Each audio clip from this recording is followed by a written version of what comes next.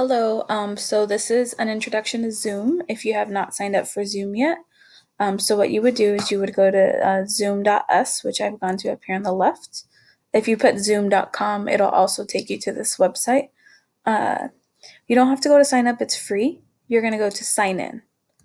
Um, and then you're going to go in down here to sign with Google. Because I've already used this, it's not going to ask me for a lot of permissions. It's going to take me straight to my homepage. So it's going to ask you for permissions like can we connect to your Google account, and you have to push accept.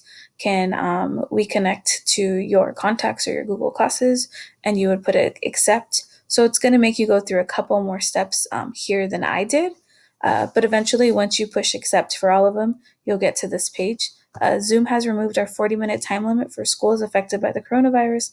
The meeting limit on your free basic account has temporarily been lifted. So as long as you sign in with your at mycuhsd.org, you will have more than 40 minutes due to Zoom giving schools that opportunity.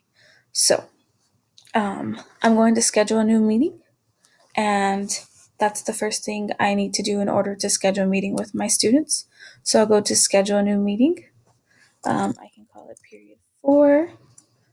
Or do I have period 4? Yes. I'm going to call it period 4.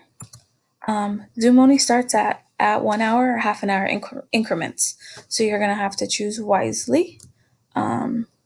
So I will start at period 4 starts at 10:30 ish. I'm going to say it's going to be an hour.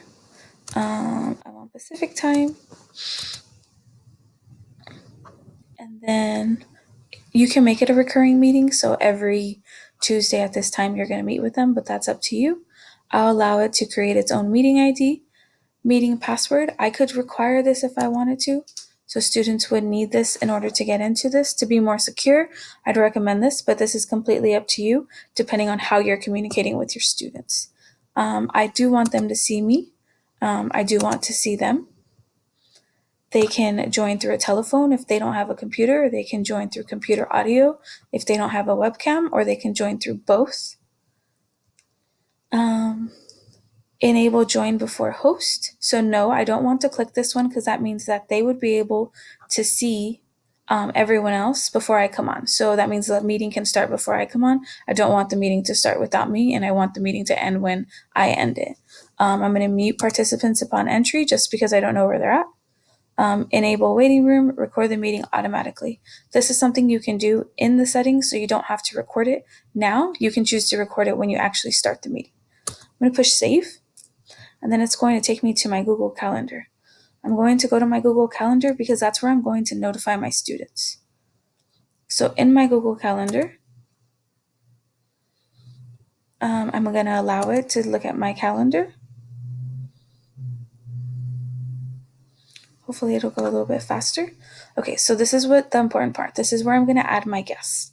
So over here off to the right, you'll see guests, and I'm going to put algebra 2 period 4.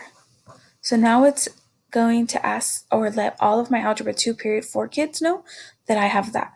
Another thing I can do is I can go over here to the left, and I can scroll down, and I can copy and paste this link right here.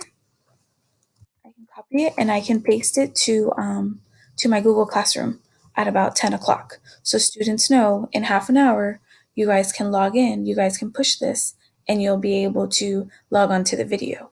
You can also, if you have a password, you can put the password underneath. So then only students will be able to see that through their Google Classroom. If you do it through Remind or something else, they can forward it to someone else. So it's just safer to use Google Classroom because then students can only have access to their Google Classroom. Putting these things on Remind or any type of other device that you use to communicate with students might be a little bit less private in terms of your class. So then I would just push save here at the top, and it has my time and everything available. If you have any questions, please let us know. Thank you.